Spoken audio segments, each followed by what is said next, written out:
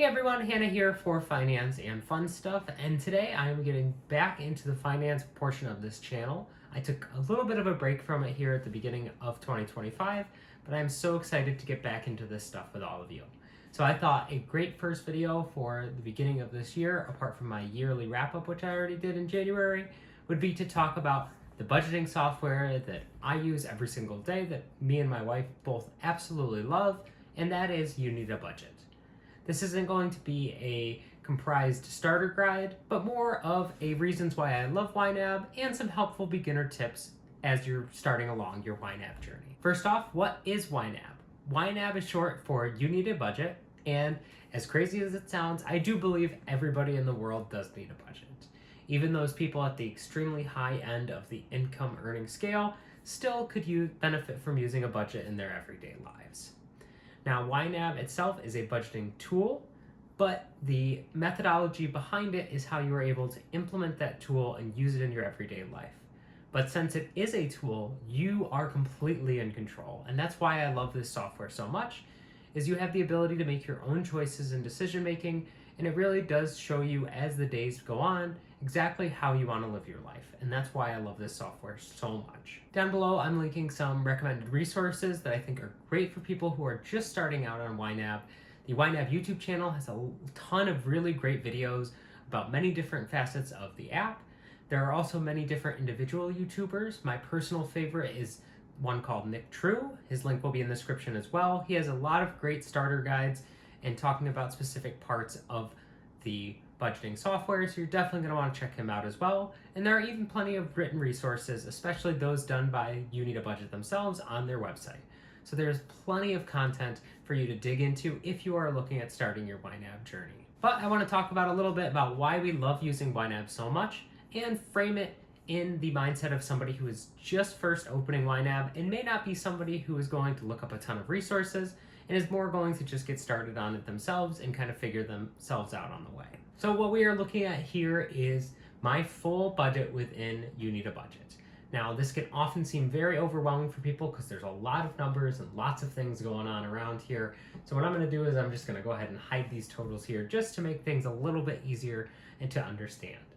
So when you're first starting off YNAB, I do believe the thing that is most important, apart from getting as much knowledge as you can and can tolerate learning about, is going to be selecting your categories and your category groups. Now, there are going to be many category groups that are pre-built into the YNAB software, and I think a lot of those are great.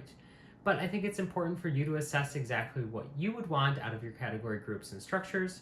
And I think it's great to think about in the beginning of using a budgeting software like this, that simplicity is going to be best.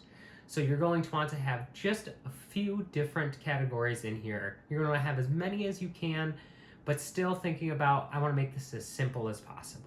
So there's a good amount of granularity that you can have, but you can always add that stuff down the road.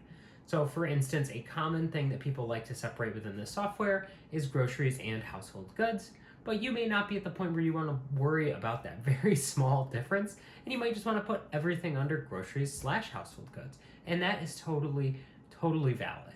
What I have here is my current spending plan that we use every single day, and I have this sorted out into a bunch of different category groups, and I started it with what's most important, and I literally called that category group No Matter What, and that's because this has all of our daily reoccurring expenses, our rent, our gym, our internet, our subscriptions, electric bill, utilities, all of that stuff is sitting here within this because above all else, those are the things that we need to fund the most and are the most important.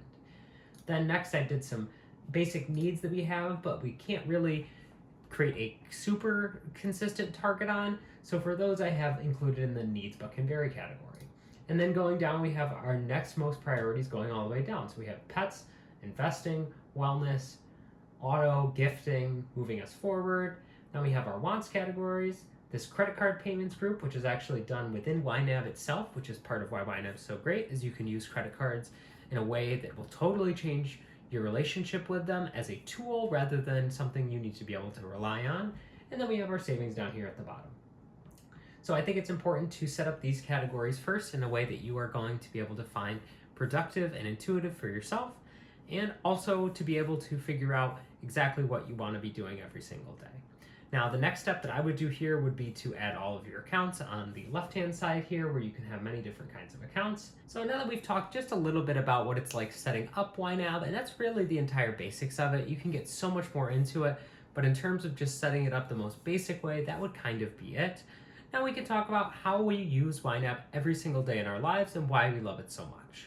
So an example I would like to use here would be groceries.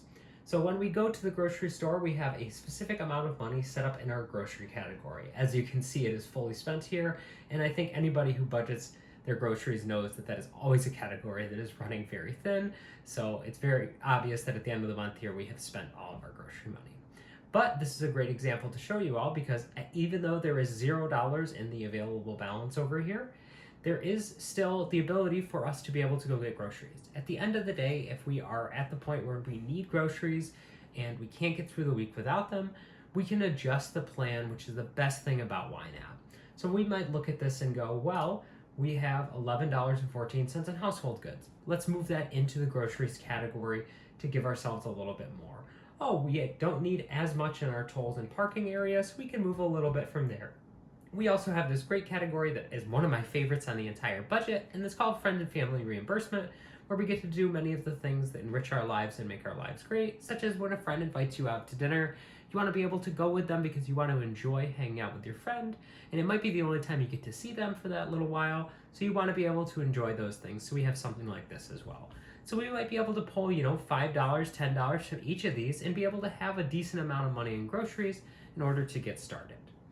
So that is the best thing about this. If you see 0, it doesn't mean it has to be 0. It just means it's 0 according to your current plan, but you can always change that. So now we're going to talk about if you did the opposite of that and you went and spent your grocery money either by looking at the budget or not, which I would recommend looking at it first, but you said, okay, I have $50 in my grocery budget.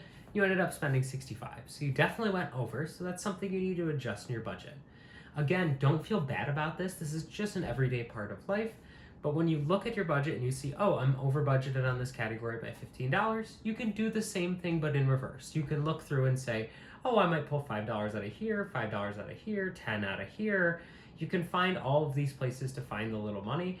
And it's really important that when you're using YNAB, I think one of the most important things when you are learning to use it in your everyday life is to check that budget first. Oh, I want to go out and get groceries. Let me check and see if we have grocery money. Oh, my friend wants me to come out with them to a concert this weekend. Do I have that in my friend and family enrichment category? Getting this into your daily routine will show you exactly what you want to do with your money and how exactly you want to allocate it. Next, we're going to move on to some helpful beginner tips. The first one I have here is it's okay for this not to stick. Budgeting is definitely an individual process and it takes some time to get used to. I myself personally used YNAB many times before the final time when it began to stick, and I feel like it only stuck because we were in the correct mindset to use it. So try your best to use this budgeting app to be able to get a handle on your finances and get some clarity, and I do truly believe that if you stick with it long enough in the beginning, the clarity will be able to show you that it's worthwhile continuing to use the app even into the future. But if it doesn't work out and you're just not feeling it after a week, it's okay to leave it and come back another time. When you're ready to do this, you definitely will. Second point I have is something I mentioned earlier, and that's having less category groups is definitely okay. You can get it down to a very small number of categories and category groups, and I think that is great for just starting out because it makes it a lot easier to navigate your budget and figure out exactly what's going on with your money. And my last YNAB helpful beginner tip is that it's okay not to obsess over it. A lot of people think when they start using these sort of softwares and start looking diligently at their financial life that they need to be able to obsess over it 24/7 in order to get results. But that is simply just not the case. If you are using the YNAB software correctly, you should be actually reducing your amount of time you are spending thinking about finances because you are able to walk away from the software after you have been using it to say, oh, I know I'm good for the day. I know that I have my money set in a way that makes me happy, and as long as I keep up with that plan and adjust it as I need to, then things are going to be okay moving forward. At the end of the day, once you get fully into YNAB and get super into it, you can get into the minutia of changing lots of things and learning about exactly how to fine-tune your budget, but you can still sit back and have it be as not used as possible if that's something you want to do. I truly do think not thinking about your finances at the end of the day is the best way to do it, because then you're just on autopilot. But as long as autopilot is a way that is going to be moving you forward and whatever you think your financial future should look like, then I think you're doing a great job. Next, I want to talk a little bit about what YNAB has done for us. So YNAB has increased our net worth so much over the past few years that we have been using it diligently. And above all else with the net worth, I think it has allowed us to overcome many different setbacks that we've had in our financial life and move on from them and be able to build on from what we have and continue to move up in our life. So I just want to share a few examples here from the net worth chart that really showcase this very well. I started this off here with January 2023, as that was around the time that we first moved to Buffalo. And this was definitely a big change in our lives. I don't have this information on this exact budget because we chose to do a fresh start when we moved here, but it was very awesome that we were able to get to the point that we were able to move to Buffalo, save up all of that money necessary, and even though we did use a little bit of credit to be able to get here, we were able to pay that off in very short order, so that way by January 2025 we were back to a level of not having debt, which was great. However, a few months down the road, as Sage managed to land a more consistent job with better hours, we did end up finding out that we needed to buy another car. So that is this here in May 2023. So this was us incurring the debt for a new car. And this definitely set us back on the net worth total, but that's okay because it's what we needed to do to keep going forward in life, is we needed to have a second car to be able to live our lives and both function properly and go to our jobs. The next amount we have here is going to be somewhere around September 2023. As you can see here, this graph starts to dip a little bit, and that is because we were kind of falling out of YNAB and especially I was not looking at the budget as much and was kind of thinking, oh, we'll fix it later, we've got this money coming in, which was totally not the right thing to do, but that's what happens and it's okay to move on from that.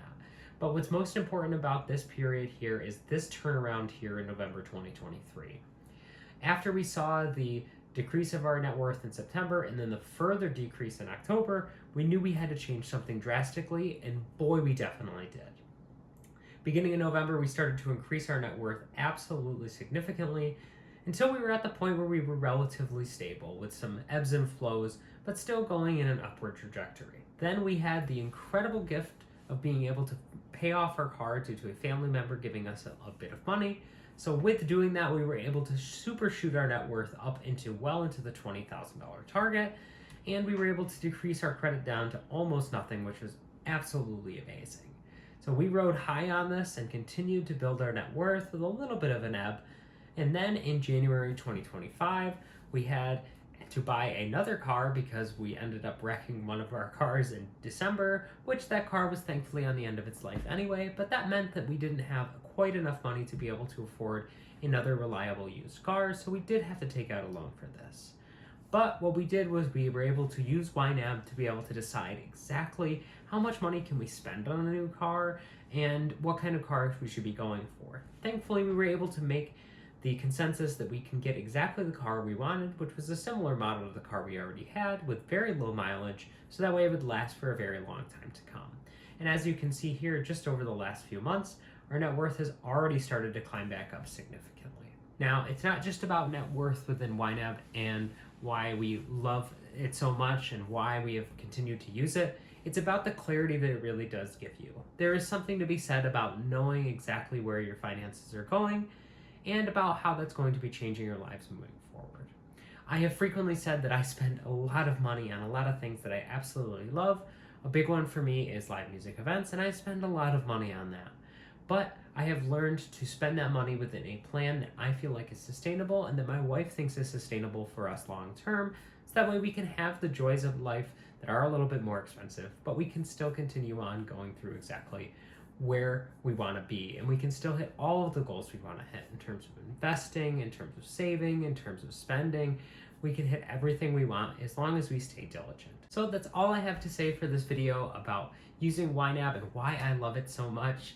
I just think that if you are considering using a budgeting application, first of all, I believe YNAB is the best one, so I think you should get started there. And I think above all else, you should just dive head first. I think you should absorb some resources and absorb as many as you feel like you can tolerate, But at the end of the day, it's okay to just dive head first, see what happens, and kind of fix things along the way and figure it out if that's how your style is. Regardless of your approach to this software, I do believe if everybody used YNAB, I think we would be in a much better place financially and everybody would enjoy spending their money.